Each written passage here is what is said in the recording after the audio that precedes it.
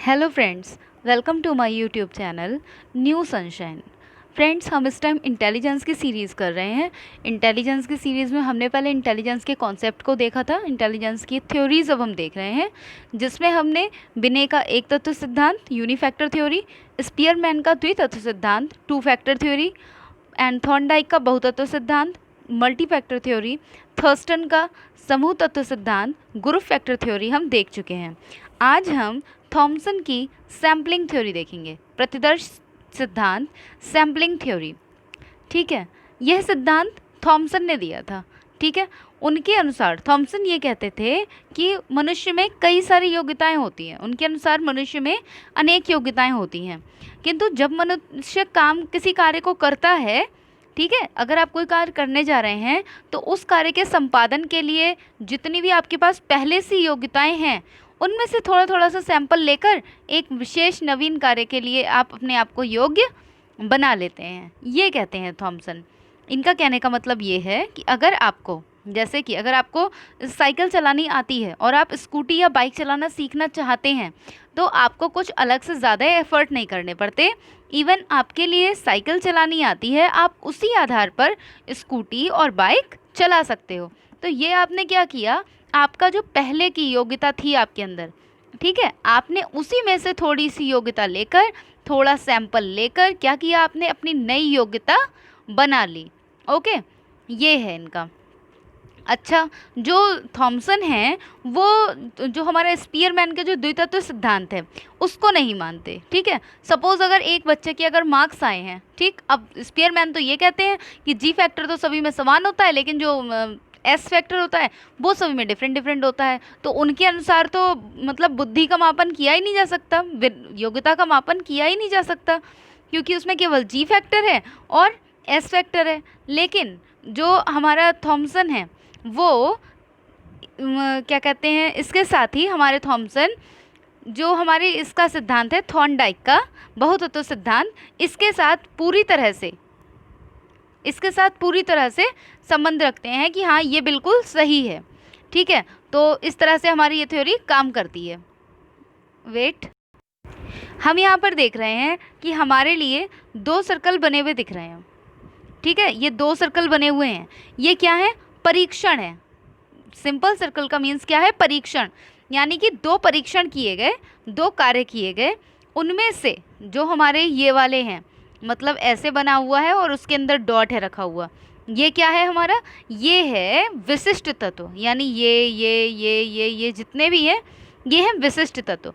अब इन विशिष्ट तत्वों से मिलाकर एक जो हमारे ये मिड वाले बन रहे हैं, ठीक है, इन्हें क्या कह रहे हैं हम मिड वाले को, ये इस तरह से बने हुए हैं, ऐसे किया और फिर ऐसे प्लस कर दिया है।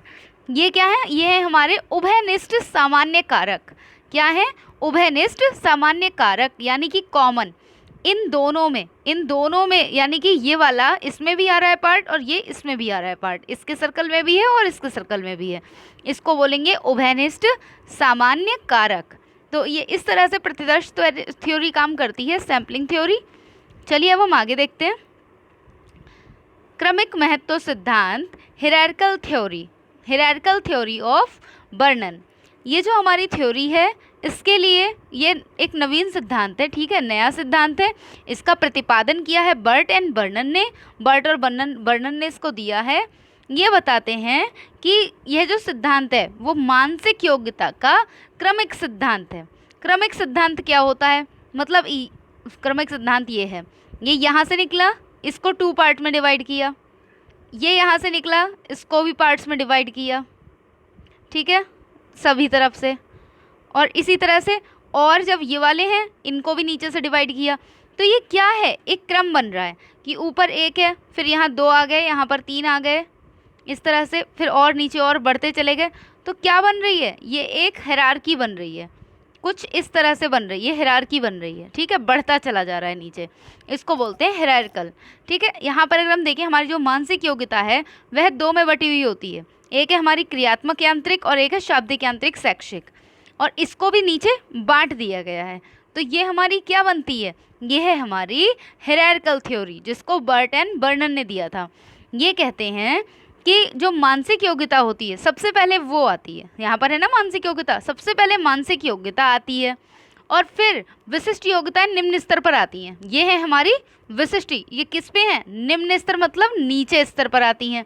ठीक है, अब निम्न स्तर पर आती हैं और उसके बाद क्या होता है, जो हमारी ये वाली मानसिक योग्यताएं हैं ये वाली भी नीचे जाकर और में बढ़ जाती हैं, नीचे और में जाकर बढ़ती चली जाती हैं, ये बता रहे हैं। तो अगर आपको समझने में कोई प्रॉब्लम हो तो आप ऐसे समझ लीजिए कि इस तरह से कुछ हायरार्की बनी हुई है, ऊपर सबसे कम, फिर ज़्यादा, फिर और ज़्यादा, फिर और ज़्यादा, फिर और ज़्यादा, इस तरह से बढ़ता चला जाता है ये क्रम। ठीक है, इस वीडियो में हम इतना ही रखते हैं। अभी हमारी एक लास्ट थ्योरी बची है, गिलफर्ड की त्रिआयामी सिद्धांत, गिलफर्ड का 3 डायमेंशनल थ्योरी काफ़ी बड़ा है और इम्पॉर्टेंट भी, तो हम इसको एक दिन में समझेंगे। ठीक है, इसके बाद की थ्योरी में आपके लिए गिलफर्ड की जो थ्योरी है 3 डायमेंशनल थ्योरी वही लेकर आएंगे और उसको अच्छे से समझेंगे। इस वीडियो में बस यहीं पर फिनिश करते हैं। और हमारी ये वीडियो जो है वो CTET, KVS, NVS जितने भी हमारे स्टेट टेट रहते हैं उन सभी के लिए बहुत ही ज़्यादा यूज़फुल है।